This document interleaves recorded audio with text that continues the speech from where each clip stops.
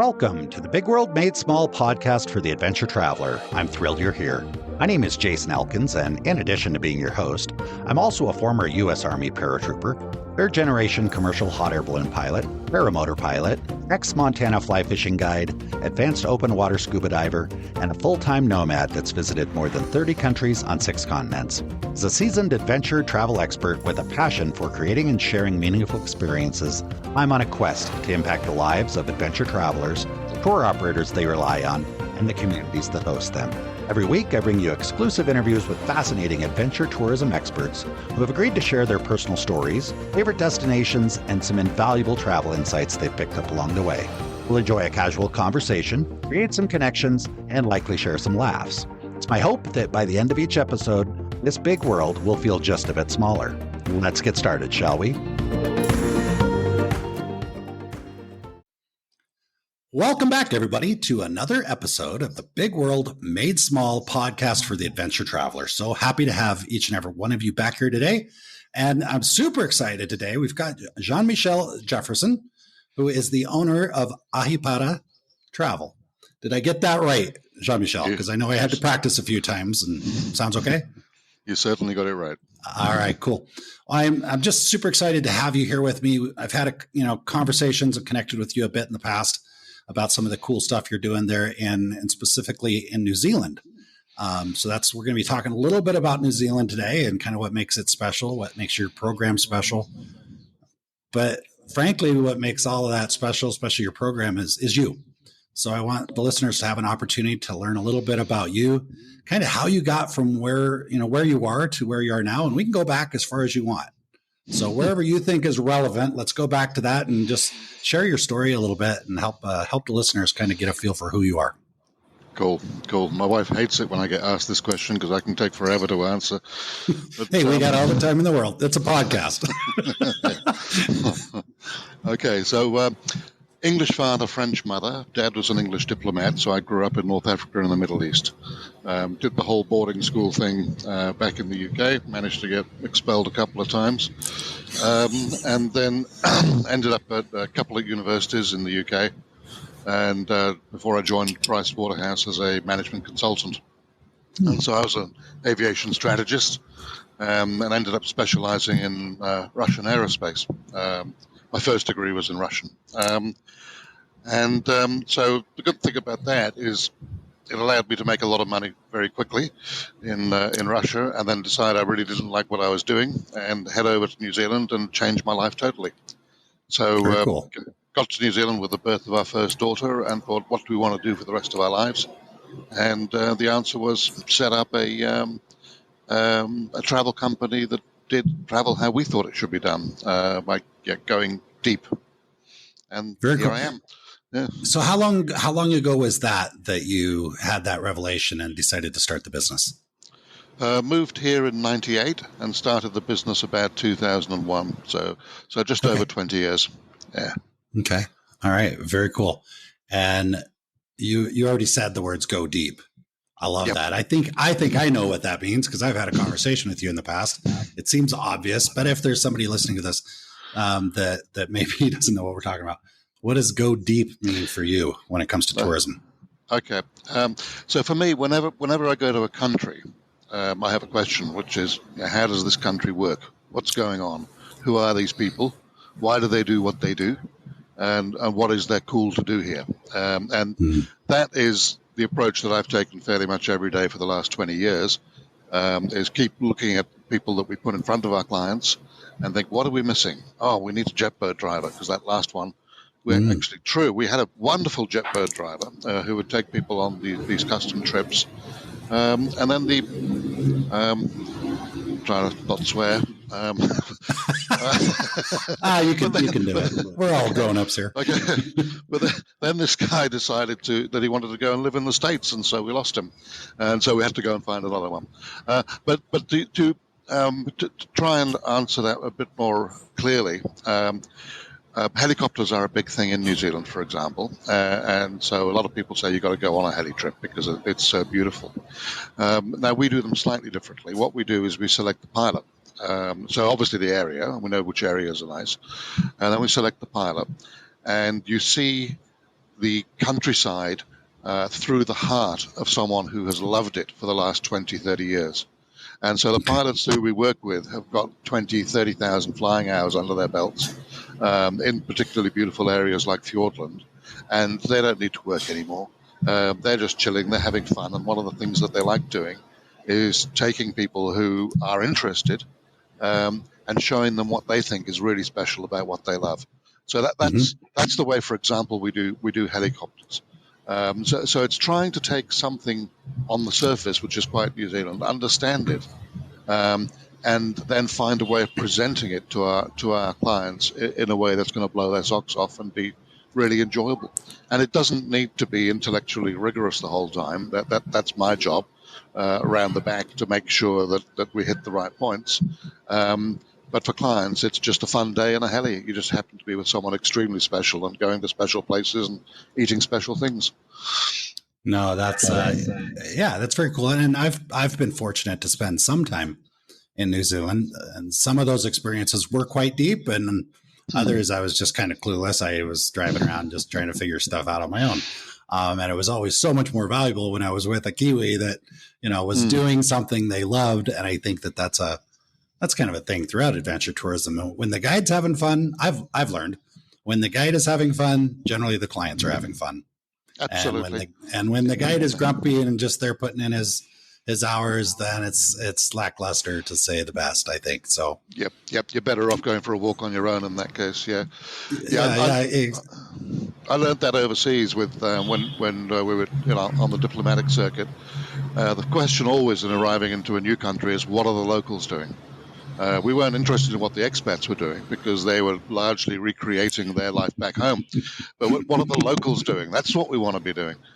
Yeah. Well, I'm the same way in my I've been traveling full time for the last couple of years, and I'm actually we're recording this. I'm here in Colombia, and I've made a point of wherever I stay, the first thing I want to know about that place is how, is this where the tourists go? Because if it is, I don't want to be there. Not that I don't love Americans or other expats, but realistically, when I pop into a little restaurant or a panaderia on the side of the road, the last thing I want to do is look around and see people look like me, doing the things that I would be doing, because then I don't really get to figure out what's going on in the culture. So I get that completely.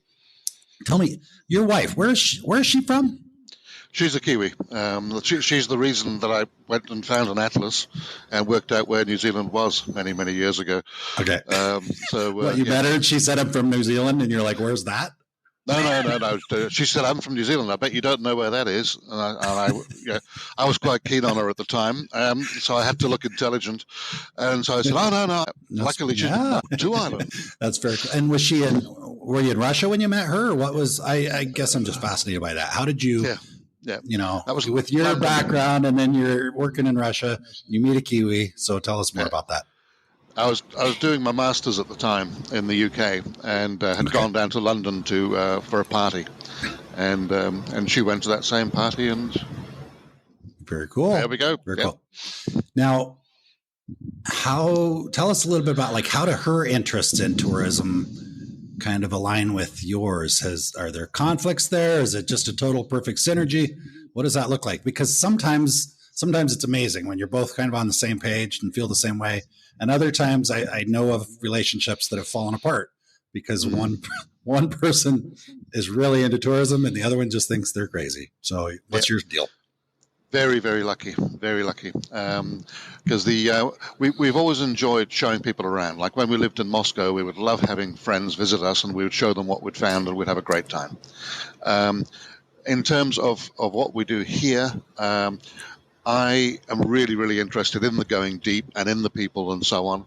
And she's more of like a mum, an organizer. So she organizes me. Our business would be a lot smaller if it was just me in it.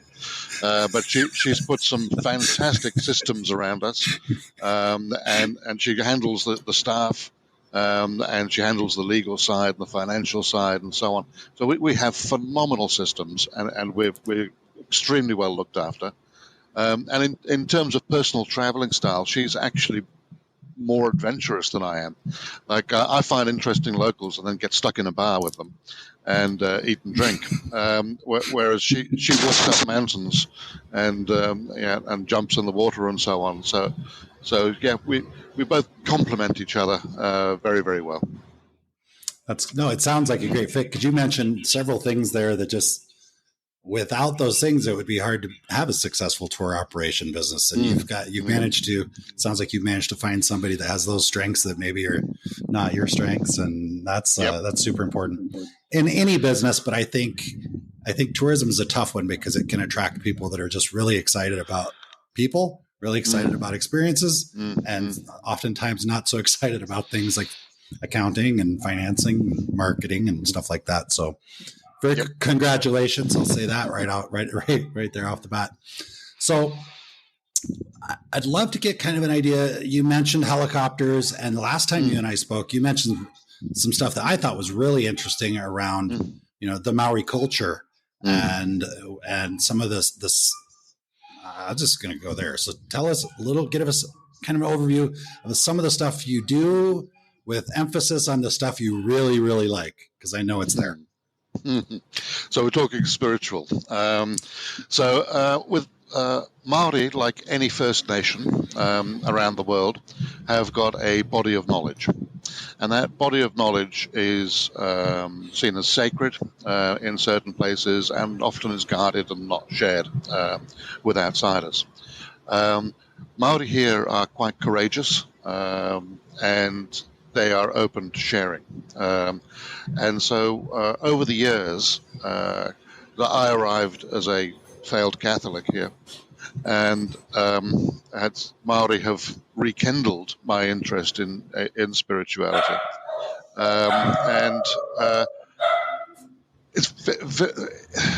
Encounters with Maori introduce you to their worldview, and their worldview has an acceptance of spirituality in an everyday sense. They live with the trees. They live with energy. Fairly much every Maori, unless they've been adopted by people like me, would have an uncle or a cousin who is deeply spiritual, or a healer of some sort, and so on. So they live with it every day. It's not seen as something weird. It's seen as a part of their community. The spiritual aspect of things. And over the years of sitting down with Maori and working out what they were about and what our clients could do with them, and we've done fairly much everything with Maori. We've hunted with Maori, fished with Maori, cooked with Maori, painted with Maori, weaved with Maori, been attacked by Maori. I ambushed a client with Maori. That was a cool one, and so on. So there was a number. So sitting down with them, it gradually opened my mind and opened my heart to their view of seeing things, to the extent that I had about 8-9 years ago, a spiritual transformation. And since then, I have been working as a sort of apprentice shaman with Maori and on my own in this lovely country. And so there's a lot here. There's one place not far out of Christchurch, which was called by the Dalai Lama the spiritual center of the universe. So that place is zinging with energy. And Maori, when they came over to New Zealand, there was one of the first tribes came over from Easter Island. They came over to what they knew of as the birthplace of the gods, which was the same place. And that is the place deep below which the power of the earth and magma and the tectonic plates and so on would shoot up jade, and they would come for the stone of the gods, which was the jade. And I've got one of these here around my neck, this is a high vibrating spiritual stone. So the whole reason the Maori were here in the first place is extremely spiritual. Also, up on the North Island around Lake Taupo. Lake Taupo is known as the heart chakra of New Zealand. And it's got 4 elemental temples around it. And these temples are, there's nothing standing there, but they are places of energy. And One of them, the water temple, is not only the water temple of New Zealand, it's actually the water temple of the world. Again, another place of very powerful energy. So I think one of the reasons that people really enjoy New Zealand when they come here is that the energy is clear, and it's quite pure, because we've had limited human impact here in New Zealand. We're so far from everybody, and we haven't got big numbers here.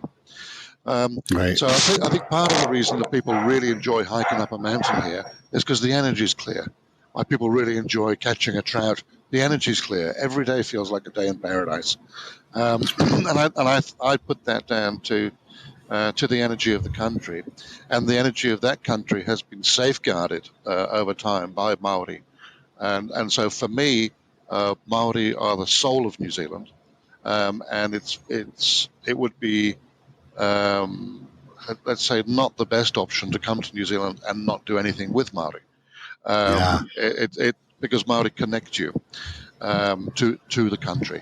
So that's a belief of mine. Of course, we've got people who are coming here and saying, "Hey, Jean-Michel, look, I get this, and it's all really interesting, but I've just got 10 days, and I've had a real terrible year at work, and everyone's on top of my head. I just want to walk up a mountain and jump in a raft.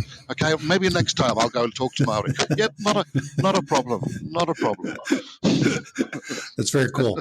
You said a lot of things that I found very fascinating. One of the things you started off with, you said that typically, kind of the first world, First Nations, oftentimes are kind of closed off about some of their stories. And you said that the Maori here have been quite open. And when you say that, I wasn't sure, are we talking specifically right in the area where you're working on the South Island, or is just the Maori in New Zealand? Are there Maori other places? What can you tell us about that? It's a very good question. I was thinking about one particular group. Like this particular group I found quite a number of years ago, maybe 17, 18 years ago. And back in the day, I would guide my clients around the country. And so I would say, "Hey guys, I love what you got. Can I bring some people? And then we can just sit and chat like this." And that's how it started. And so I would bring people, and we would sit. And often at the start, this particular Maori group didn't really know how to relate, because they lived in two worlds: their own world, where they kept things a bit hidden, and the European world, where you go out and buy a McDonald's and make a wage and so on. And so they would. Their own world, they were not used to sharing except amongst their own people. But they trusted me, and they said, "Okay." And so I would turn up, and then I would sit in the middle and be a little bit of an idiot and ask the questions that other people were scared to ask, and crack a few jokes to make things a bit more chilled. And then I did that probably for a few years until I got a bit tired and stopped the guiding. But by that point, these guys were flying. They were off. And so people would turn up to them, and they would crack jokes and tell stories and whatever. And so they were very good at breaking the ice and starting to share. Because by then, they'd built up the confidence, because when you are a culture that's been colonized, and that was a thing of the time, they were colonized, then your culture is downtrodden. It's stamped on, and in some cases in a particularly brutal way. So you hide it, and you don't, to some extent, you don't value it, or you think that other people other than your own will not value it. So what these guys saw is that every visitor I brought to them really valued what they had. And so it gave them confidence in their own culture, and confidence then to talk about it. And then a wonderful understanding that their culture wasn't a bad thing. It was actually a great thing. And then the thing that makes me really, really proud is I mentioned these guys about 15 years ago. There were some little girls that came around that time on the Maori side. The youngest was probably about 3 at the time, and oldest and sort of pre-teen. One of them is now a film star.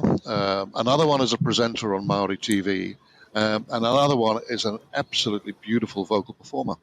So I look at it, and I'd like to take tiny, tiny little bit of the credit myself for giving them the confidence in their own culture just to stand up and be exponents of it.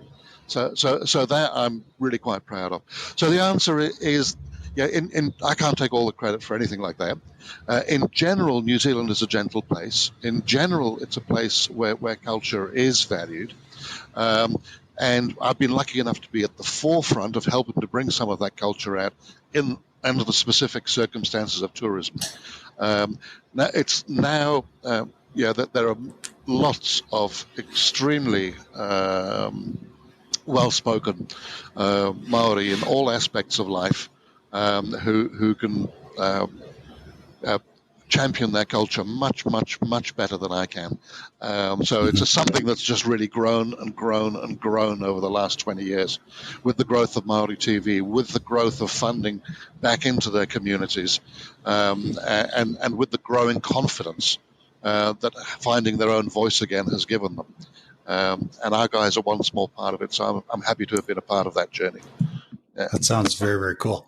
And at the core of that, what I hear is just a personal curiosity. I hear you being curious. You go show up in the middle of the circle and ask the questions that other people are a little intimidated to ask. And anytime you come across somebody that does that, you're like, oh, it's curiosity. That's just part of their nature, which I like to think curiosity is tied to intelligence. That's what I've always told people in my life because I'm super curious. Sometimes the curious person that's probably very intelligent doesn't sound very intelligent, but it's because if they don't understand the question, I'm going to ask it. I don't care how dumb it sounds. And so anyway, I admire that. And that type of person is exactly the type of person that makes the best guide. Or working in this industry, because if your guide's not curious, I can't even imagine wanting to spend time with a guide that's not curious. Exactly. I believe we're here to learn, and asking questions is a large part of learning. And it doesn't just have to be significant spiritual stuff. We've got a winemaker here who is phenomenal. There's two major wine shows in the world. There's the LA one, and there's the London one. And this guy's won the prize for best Pinot Noir at the London one 4 times out of his little homegrown winery here in New Zealand. And the question I asked him was, how exactly did it go down when you were arrested for playing tennis naked with 2 French hitchhikers in California? Oh boy! What was involved? Was it wine? Maybe some other stuff, some other spiritual tools. Okay, interesting. I have a feeling you've got a bunch of stories that probably I need to have a whole spin-off podcast to talk about stuff like that. And actually, okay, I got it. I'm not very good at writing down my thoughts because I want to hear everything you say. But questions come up every once in a while, and there's a couple I want to ask you.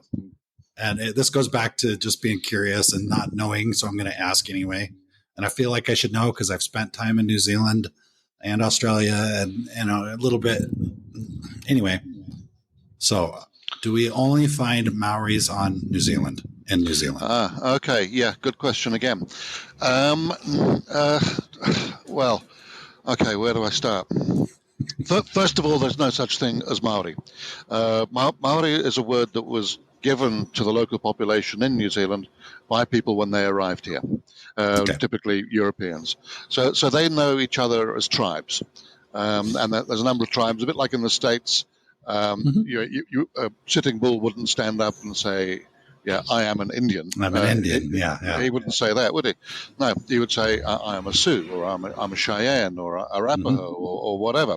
So it's the same here. It's tribal. And there were movements of tribes from island to island, as I alluded to before. And so there's a relationship between all the peoples of the Pacific, the Polynesians, depending upon where the canoes, or what we call the waka, where the waka went. So there are some close relations and some not so close relations. So the Polynesians tend to all be a bit related. So Polynesians, you're looking at Samoa, Tonga, Hawaii, Tahiti, and so on. One that's very close to the people here is the Cook Islands. Cook Islands are a 3-hour flight north of us, you're there, and it's very difficult to see much difference between the locals there and Maori. But if you were on the Cook Islands, if you're in the Cook Islands and said, "Oh, there's some Maori people around," you're really showing your ignorance, because it's that's just not how it works. Yeah, and you could say they're similar. Yeah, you could say they're Cook Islanders, but then you're showing a different form of ignorance. And then you say that they're from the actual island that they're from, so they're Rarotongan. The main islands of the Cook Islands is Rarotonga. Cook Islands obviously was a name that was given by Europeans. So Rarotongans. Or if you're going to be properly respectful, it's the tribe. Because in the Maori world, power flows up. So the most powerful unit in the Maori world is the family, and then from the family, the power flows up to the sub-tribe and then to the main tribe, and that's the importance. Yeah, whoever's on top is not so important. Interesting. I like that. Yeah, they're just there to take falls. All right, cool. Well, that's good information to know. And the other thing is, when I heard you earlier speaking about, you mentioned, I believe, the heart, Taupo, Lake Taupo being the heart chakra of New Zealand. Okay, so that's a terminology that I associate with kind of Hindu spirituality. It's not something I would think of as Australia, New Zealand, or anywhere else other than the Hindu world. So is that type of terminology, the way you're talking about it, is that an adaptation that you've kind of made? Or if I was speaking with the Maori people, they would talk about Taupo being the heart chakra of New Zealand? Again, it's absolutely Southeast Asian. Yeah. Now, it's like everything in the world. We've all grown with each other and learned from each other. So yeah, you talk chakra, you're talking Hindu, Buddhists, and so on. But my belief is a lot of these beliefs, and especially First Nation beliefs, there's a huge amount of links. I wish I could go back to university and do a paper on comparative religion, but there's a lot of links and parallels between a number of these different belief systems, and I don't believe in coincidences. Yeah. Okay. Very cool. And that part of the world's not that far from, some of these other Southeast Asia. This is a small world. Notice the name of the podcast, Big World Made Small. We're tying it all together. So thanks for helping with that. Appreciate that. Yeah, we're about a 12-hour flight from Hong Kong, but we're also a 12-hour flight from LA down here. It is. It's great. It is a bit remote from, maybe not if you're living there. Maybe it doesn't feel remote. I don't know, but yeah. When I was when I used to be a European, I would think anything over 4 hours was long. But living down here, 12 hours is just a nice little sleep, and you're in a new place. It's a really good way to look at it.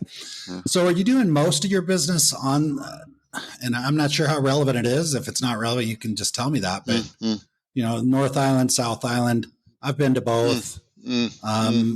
But only a limited amount of time. And people sometimes ask, well, should I go to the North Island? Should I go to the South Island? Yep. I'm curious what your thoughts are if somebody's asking you that. I've been asked this question multiple times a year for 20 years, and my answer has stayed the same, which is see both. Unless you have a ridiculously small amount of time, see both. Now, the internet says go south, but the internet says obvious things. And so why do I say see both?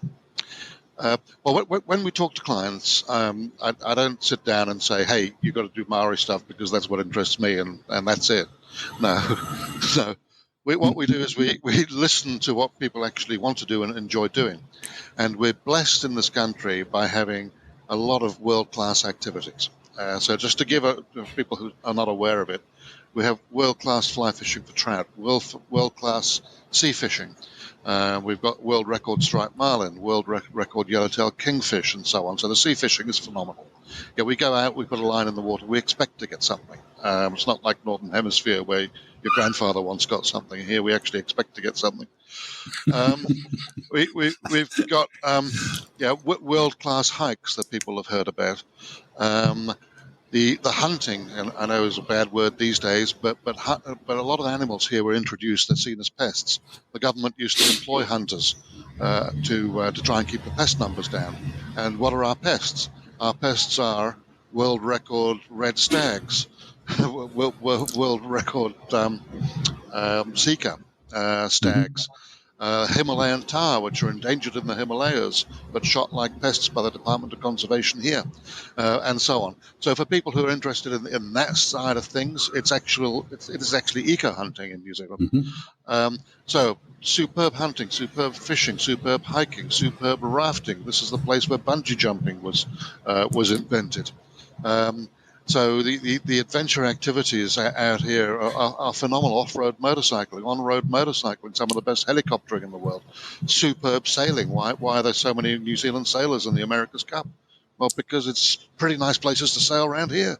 World record wines that we touched on. Some great food. So you're beginning with a whole palette of very, very high quality options in this country, in a country that's not too big, not too small. It's long and thin. It's the length of the eastern seaboard of the US. So you can't get around it in 3 days on a bicycle. But it's not so huge like Australia that everything is a logistical issue. Mm-hmm. So when I'm explaining why you need to go to both islands, or not why you need to go to both islands, because you don't actually need to do anything, but why I recommend going to both islands, North Island has got the finest beaches, absolutely superb beaches. It's got the finest sailing. It's got our geothermal activity. It's got the best rainforest, and it's got most of our Maori culture up in the North Island because it was warmer up there. So if any of those things are of interest, North Island is the place to go. And those are all pretty high quality things. South Island feels like a totally different country. I've not been to Colorado, but I've been told it's a lot like Colorado. So we've got the big alpine range coming down here, great big mountains, big braided rivers. The North Island's got, I always get the numbers wrong, but the North Island's got roughly 3.5 million people on it. The South Island's got roughly 1.5 million people on it, and it's slightly bigger. So you've got far fewer people on the South Island, which is pretty nice as well. So both islands have got enormous strengths, and my recommendation is to see both. Yeah. No, I think having seen both, everything you said just resonated and made sense. And yeah, absolutely, I'd go along with that because, it's not uncommon to go to Europe and maybe do France and Germany. And going to New Zealand and doing North Island and South Island is kind of like that. It's not hard. It's not so, like you said, it's not so big of a country that you're going to be on a plane for 4 hours to get from one island to the next. It's literally right there. As I recall, it was relatively inexpensive to move between the islands. And you mentioned kind of South Island maybe being like Colorado. My impression of the South Island was, it was like being in the Colorado Rockies, or I grew up in Wyoming. I'm from Wyoming. So maybe around Yellowstone or something like that. But the difference was that you could get in the car and drive for it seemed like an hour, and you were on the coast. And the coast was like the Pacific Northwest or the Inside Passage. That's right. So you could go from the Colorado Rockies to the Inside Passage north of Seattle in like an hour. Which just blew me away. And then if you go down around Christchurch, it's a little bit different. Christchurch was kind of reminded me like Southern California without all the negative stuff that you have in Southern California. And so it's I think that's great advice. And one thing, I mean, obviously you're a tour operator, so you're able to put together a whole package for people. And as somebody that travels full time and likes a certain amount of independence. I tend to, I'll go rent a car, just drive around, explore, because sometimes that's how I want to do it. So I'm curious, like, if somebody, what do you want to share with somebody that's thinking about going to New Zealand? Do they need to be with a tour operator? What are the advantages, disadvantages? Is it okay to come rent a car for a couple of weeks and spend a few days with your Maori guides, or what does that look like? My recommendation is to go with a specialist, because if you don't, you drive past stuff that you didn't even know was there. But my recommendation is to, the way that we've evolved over time, like when I started out, I was the guide and I would take people places. What we recommend to people now is that they don't have a full-time guide. What we recommend is that you have your own car, because it's your holiday and it's about also being a bit independent. So the roads here are easy enough. Our GPS is good enough that it's not a huge task, especially in the South Island, getting around. So we recommend rental cars. If you want a spare day, go ahead. But I can guarantee that your spare days will be a bit boring compared to the days that we put together. Yeah, I'm sure. But it's nice to have a day out here and there, and I enjoy it myself in different places. But I wouldn't go for too many, because there's too many interesting things to do. And in that case, ask. It's worth having the knowledge of where to go. So I would say a combination. Okay. Get in your own car, have the ability to get lost somewhere if you can. But it's on the other side, we're a small country here, and if you don't pre-book something, there's a chance you won't be able to get it. Like we have some guides who are really, really special. And those guides, if you're trying to get them a week in advance, you could probably hear the laughter all the way across the Pacific. It's just not possible, not physically possible. So if you're someone who absolutely wants independence, then I would say, okay, select the things that you would feel terrible if you missed out, and let's book those in advance, and let's leave everything else open. Would be a sort of compromise. Because, we can't guarantee they'll be there when you're ready for them. I think that New Zealand specifically, there's other places as well, but New Zealand is one of those places that really caters well to that type of scenario. Book the car, use your own car for your own rental car for getting from place to place, but we're going to put together an itinerary for you. So, you're staying in places that match what you want, and you've got the guides and you've got the activities all set up, but we don't need to have a transfer driver hanging out with you for a week, driving you from spot to spot. Absolutely. Whereas maybe you'd want to do that if you were in Tanzania or, some other country where it makes sense. Yeah. You don't need it here. The constant driver. What it also does is it saves you money, which you can then put into funky things like helicopters and fishing trips and so on. Well, and just like, if you're an English speaker, New Zealand, I didn't always understand everything I was being told, but relatively it wasn't that difficult. You can walk into a grocery store if you want a snack. You can walk into a restaurant and figure it out. So you don't need to you're not going to starve to death. I remember finding some pretty cool things in the grocery stores. Just as I was driving around, I go in and get a bag of, was it mint lamb with mint sauce pies, potato chips. Oh, right. Yeah. I was like, that's cool. Or like a package of blue mussels, and just, driving down in the rental car eating mussels, or the blue or the green lipped mussels. I can't remember. But anyway, it was just such a fun experience, and having a little bit of that independence to go just stumble across things every once in a while can be a lot of fun. It's an essential part of a journey. Like, for example, if you look at how one of those might work practically with us, we would tend not to recommend any drives over 3 hours, and so you'd have a day to get from A to B, and we'd mention half a dozen things along the way, and then you're off. Go and do whatever you want. Yeah. Yep. Yeah. Pick up hitchhikers. Have a great time. Well, are there any, because when people travel, they tend to want to ask safety considerations. I'm not sure, but I felt like New Zealand was like one of the safest places on earth. But I'm curious, what do you want people to know about safety considerations? Extremely safe compared to anywhere else. Having said that, not as safe as it used to be, because progress hits us all. There are drug-based gangs here, so there are in some of the bigger cities some areas that you would probably not want to spend too long in. Not nearly as unsafe as some of your big metropolises in the States. Not everyone here is carrying, and if they are carrying, it would be a hunting rifle. So it's very, very safe, but keep your wits about you always.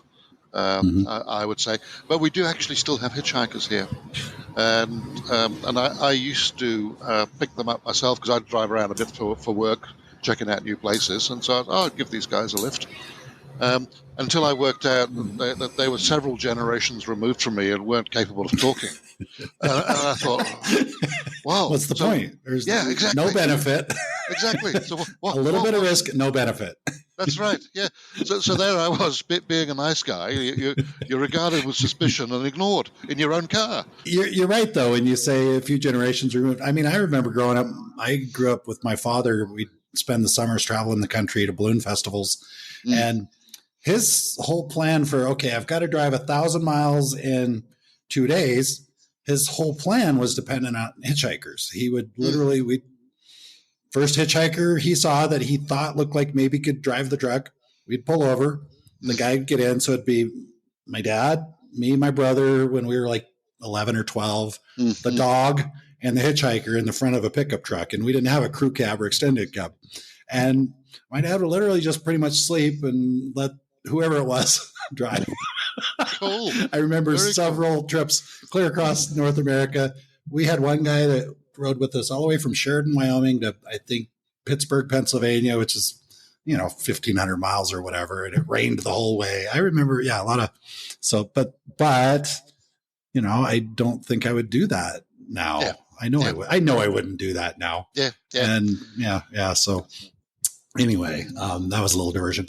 You mentioned, I want to ask you one story because I think it's gonna be good, and then we'll figure out if there's anything else we need to cover before we go. But you said you did a kind of a mock kidnapping or attack or assault on one of your clients, and I thought we should probably address that now so there's no confusion. Like, what the hell is going on in New Zealand with Jean-Michel and his operation? So tell us that story. Okay. I think this must be the ambush.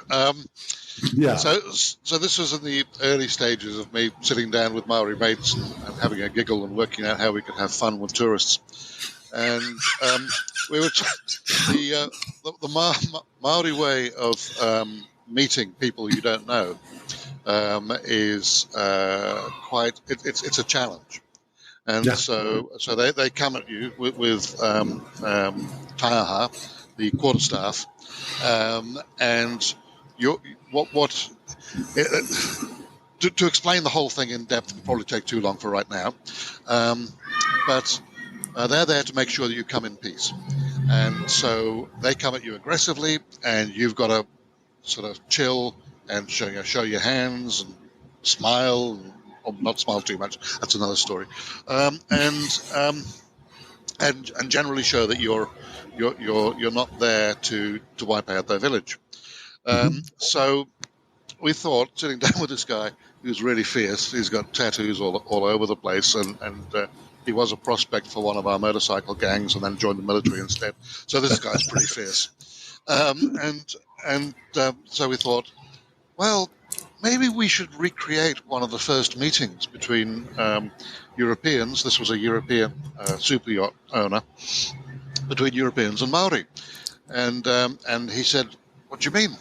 I said, well, what about we have him walking along a path in the middle of nowhere, and he's got no idea what's going on, and looking at some trees, and we just jump him and do the welcome, do the welcome, and see how it goes. And he goes, "Oh, cool, yeah, let's do that." Yeah. So we ran it past the super yacht captain, who was also a New Zealander, and he said, "Oh yeah, let's try that." And we only did it once.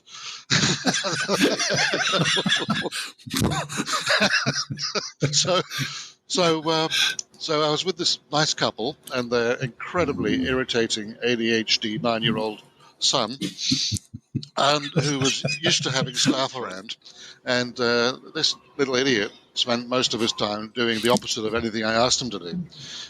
So I was a little bit unimpressed with him. So we're walking along this path in the middle of nowhere, and I'm pointing at the few trees I know and explaining what they are. And this little boy keeps running ahead, and I keep saying, come back, because I know what's going to happen. And he doesn't come back, and I think, okay, you little bastard, you'll get what's coming to you.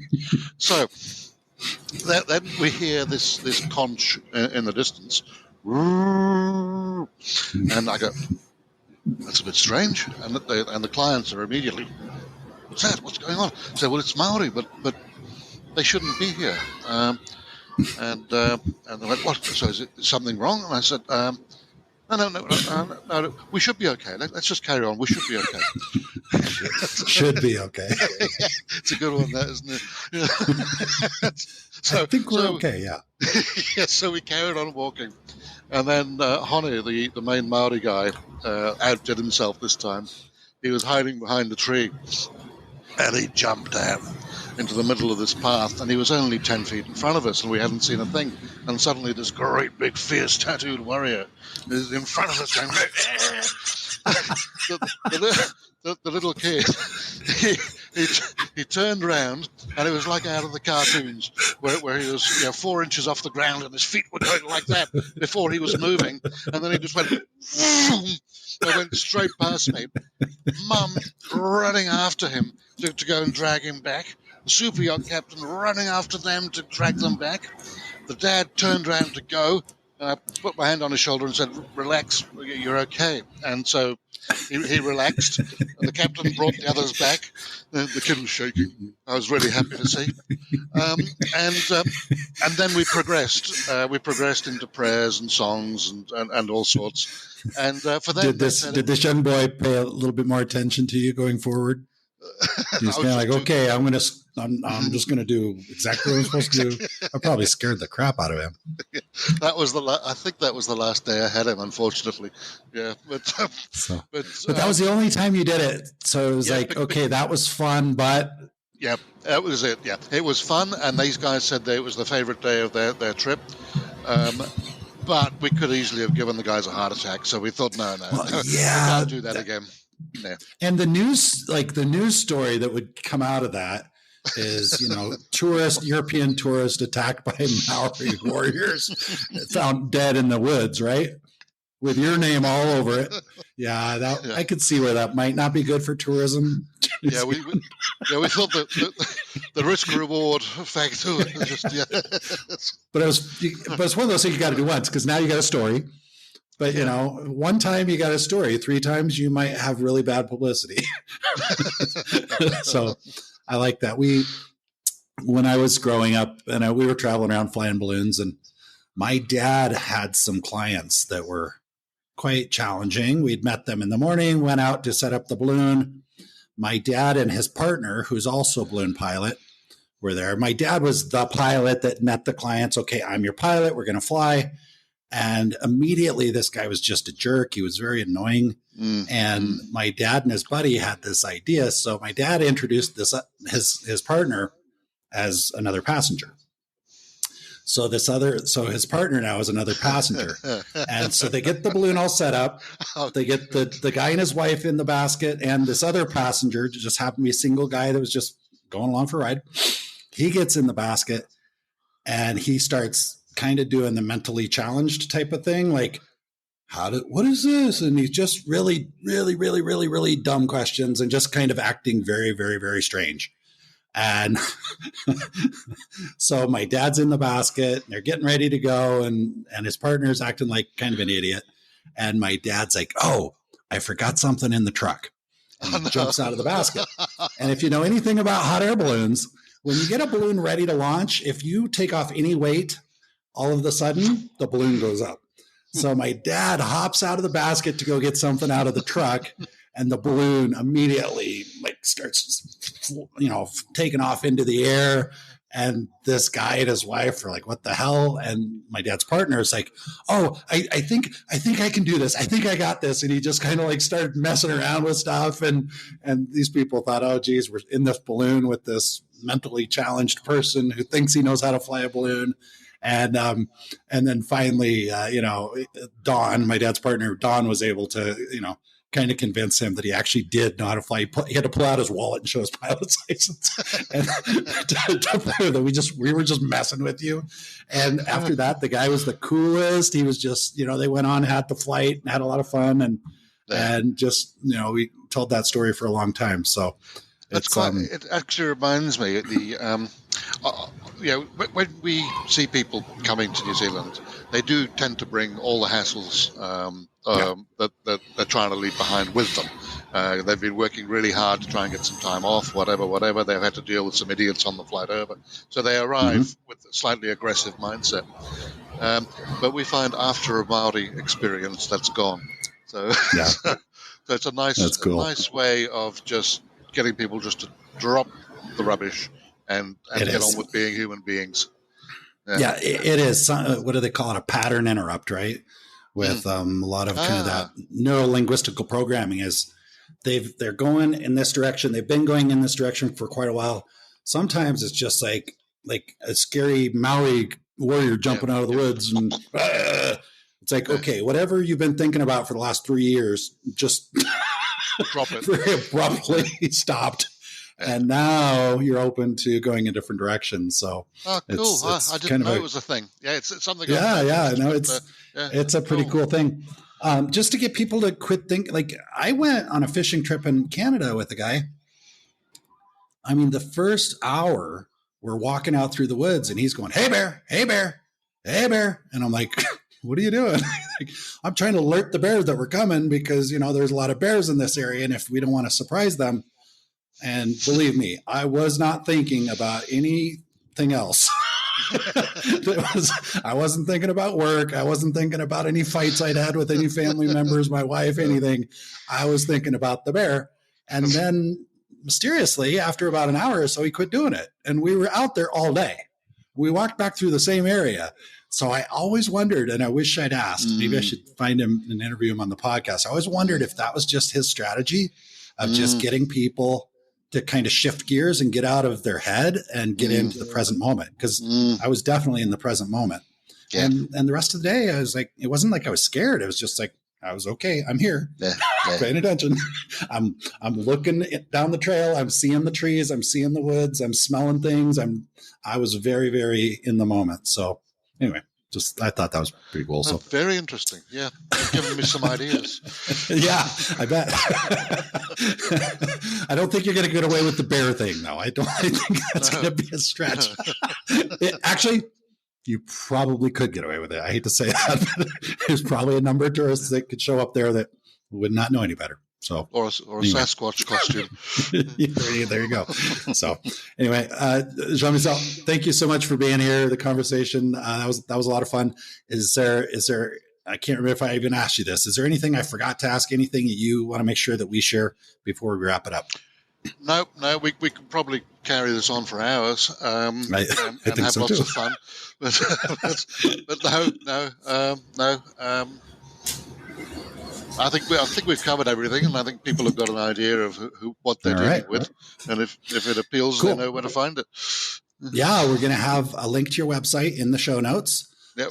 This is really all just about connecting with people. Yep. I believe it's all about connecting with people. Yep. And if somebody's listening to this and feels connected with you and has an inkling to go see New Zealand, then obviously the choice will be obvious. Yep. They'll connect with you, and I think they'll have an amazing time. Lovely Maori proverb, which is what are the three most important things in life, is the question. And the answer is he tangata, he tangata, he tangata. The people, the people, the people. And that's very much how Maori see things. That's how we in New Zealand see things. And that's exactly what you were saying just now. So, yeah, it's all people. Mic drop. That's a good spot to wrap it up. Okay, I suspect you and I will have many more conversations. I look forward to collaborating on some projects with you in the future. And Jean-Michel, Thank you so much. Appreciate it. That was a lot of fun. Cheers. I trust you enjoyed listening to the conversation as much as I enjoyed recording it. If you're enjoying the Big World Made Small podcast, please take a moment to tell the algorithm by subscribing and posting a review so that others can benefit as well.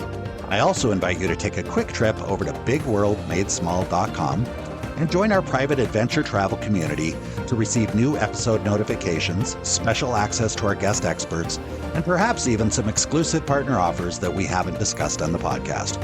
I'll publish another episode soon. Until then, keep exploring. It's the best way to make a big world feel just a bit smaller.